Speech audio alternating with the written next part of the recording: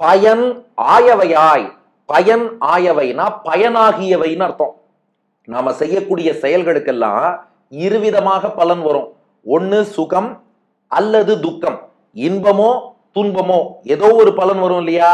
பயன் ஆகியவைனா அந்த இன்ப துன்பங்கள்னு அர்த்தம். பயன் ஆகியவையாய்னா எங்கள் செயலின் பலனாக கிடைக்கக்கூடிய இன்ப துன்பங்களும் உன் கட்டுப்பாட்டுல தான் இருக்கு. ஏன்னா நாம ஒரு செயல் செய்ததாலேயே டைரக்டா பலன் கிடைச்சிடாது. அதற்கு உகந்து பகவான் தான் நமக்கு அனுகிரகம்ங்கிறத பண்ணணும். ஏன்னா யோசிச்சு பாருங்களேன், ஒரு 2-3 உதாரணம் சொல்றேன். ஒரு விவசாயி ரொம்ப கஷ்டப்பட்டு விதை விதைக்கிறார், நீர்ப்பாசனம் எல்லாம் நன்னாதான் பண்றார், வயல்ல செய்ய வேண்டிய எல்லா பணிகள் உழுவதிலேருந்து ஆரம்பிச்சு எல்லாம் களை எடுப்பதுலேருந்து எல்லாம் பண்ணிட்டார். ஆனா மழை சரியா பெய்யலைன்னா விளைச்சல் நன்னா இருக்காது. அப்போ அவர் செய்ய வேண்டியதெல்லாம் நன்னா பண்ணாலும் அந்த முடிவில் வெற்றி, அந்த மழைங்கிறது நம்ம கையில இல்ல, பகவான் கையில இருக்கு.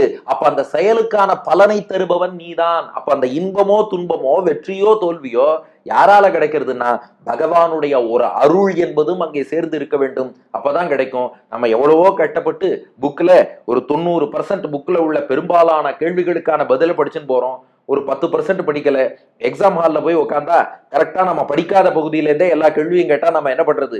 அப்போ இதெல்லாம் சில பேர் என்ன சொல்லுவா, அதிருஷ்டம் லக்குன்னு சொல்லுவா. லக்குன்னு தனியா எதுவும் கிடையாது, பகவானுடைய அனுகிரகம்னு ஒண்ணு இருக்கு. அப்ப இன்ப துன்பங்களை தருபவனும் நீதான். அப்ப உற்ற இருவினையாய் பாப புண்ணியங்கள் உன் கட்டுப்பாட்டுல இருக்கு. உயிராய் ஜீவாத்மாக்கள்லாம் உன் கட்டுப்பாட்டுல இருக்கா. பயன் ஆயவையாய் இன்ப துன்பங்கள்ங்கிற பயன் உன் கட்டுப்பாட்டுல இருக்கு. அப்போ அடியனுடைய பாப புண்ணியங்களை நீ போக்கி இந்த ஜீவாத்மாவாகிய நம்மாழ்வாருக்கு பேரின்பம்ங்கிற வைகுண்டத்தை கொடுக்கணும்னா மூணையும் உன் கட்டுப்பாட்டுல வச்சுட்டு எங்கிட்ட வாதம் பண்ணா நியாயமா?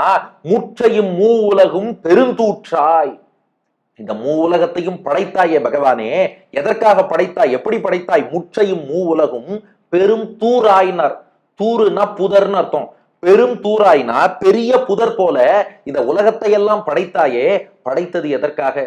நாங்கள்லாம் மோட்சம் போகணுங்கிறதுக்கு தானே. அதுவும் இதுக்கு உதாரணம் சொல்றாரு பாருங்க ஆழ்வார். தூரு புதர் மாதிரி உலகத்தை படைச்சாராம். ஏன்னா ஒரு பெரிய புதர் இருக்குன்னா எது எங்கேருந்து உள்ள வருது, எது வெளியில போறது, உள்ள என்ன இருக்கு எதுவுமே தெரியாது.